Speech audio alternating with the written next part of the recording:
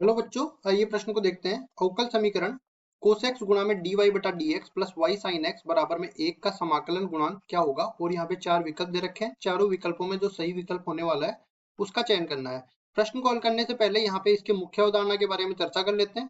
मुख्य अवधारणा, तो सबसे पहली चीज हम लोग ये बता देते हैं कि प्रथम कोटि के रैखिक अवकल समीकरणों को हल करते टाइम हमारे पास समाकलन गुणांक निकालने की जरूरत पड़ती है। तो लिखते हैं प्रथम कोटि के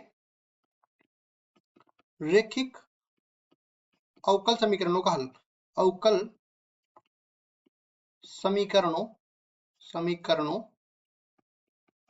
का हल। अब देखो, प्रथम कोटि के रैखिक अवकल समीकरण भी दो तरह के होते हैं। वो दोनों तरीके मैं यहाँ पे रख देता हूँ। देखो, पहला अपने पास dy बटा dx जब आ जाता है ना, तब उसके गुणा तब अपने पास आता है py बराबर में q। अब देखो, जब यहाँ पे y आ जाता है तब p और q या तो नियतांक होंगे या फिर x के पद होंगे। दूसरा अपने पास ये हो जाता है कि dx बटा dy जब आता है ना, तब ये बन जाता है px बराबर में q। जब यहाँ पे x आ जाता है dx बटा dy के साथ, तो p और q या तो नियतांक होते हैं या फिर y के पद होते हैं। ये हमेशा ज्ञात होना चाहिए, क्योंकि हमें जब तक ज्ञात नहीं होगा तब तक हम लोग समाकलन भी नहीं कर पाएंगे। पता नहीं चलेगा ना कि x के सापेक्ष समाकलन करना है या y के सापेक्ष। तो देखो, इसमें ये वाला रूप लिया गया है, तो इस वाले रूप को कैसे हल करते हैं वो भी मैं बता देता हूँ। पहले हम लोग समाकलन गुणांक निकालते हैं, और समाकलन गुणांक IF जिसको बोल देते हैं, ये किसके बराबर होता है, e की घात। पहले मैं p का x के सापेक्ष समाकलन करूंगा, उसकी घात में e की घात लगा दूंगा, ये वाला। ये अपने पास समाकलन गुणांक आ जाएगा। उसके बाद इसका हल करने के लिए y को if से गुणा करूंगा, और ये बराबर किसके हो जाएगा, ये अपने पास बराबर हो जाएगा q गुणा में if, और इस पूरे का x के सापेक्ष समाकलन, ये बन जाएगा। अब इसका भी मैं इसी तरह करता हूँ। इसमें क्या होगा, if जब p y के सापेक्ष समाकलन होगा, वो तो अपने पास if आ जाएगा, और फिर x को यहाँ पे x को if से गुणा करके दूसरी तरफ q को if से गुणा करके y के सापेक्ष समाकलन करना पड़ेगा।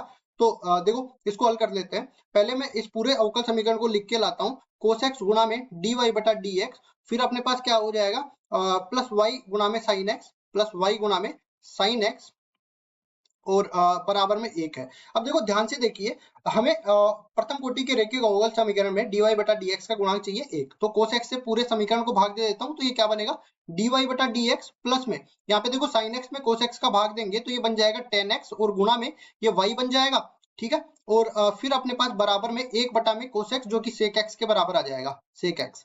अब इसके बाद तुलना करेंगे, तो यहाँ से देखो p का मान किसके बराबर आ गया, tan x के बराबर, और q का मान किसके बराबर आ गया, sec x के बराबर। तो हम लोग पहले तो क्या करेंगे, p का x के सापेक्ष समाकलन निकालेंगे, तो ये किसके बराबर हो जाएगा, tan x का x के सापेक्ष समाकलन, जो हम जानते हैं कि ये आ जाएगा ln sec x के बराबर। ln sec x, वैसे तो देखो अपने पास अचर पद भी आ जाता है अनिश्चित समाकलन में, लेकिन हमें निकालना है समाकलन गुणांक। यहाँ पे लिख भी देते हैं, इसको बोलते हैं समाकलन गुणांक। और ये किसके बराबर मैंने बताया है, ये बराबर बताया है e की घात p, इसका x के सापेक्ष समाकलन, तो ये बराबर हो जाएगा e की घात ln sec x के बराबर।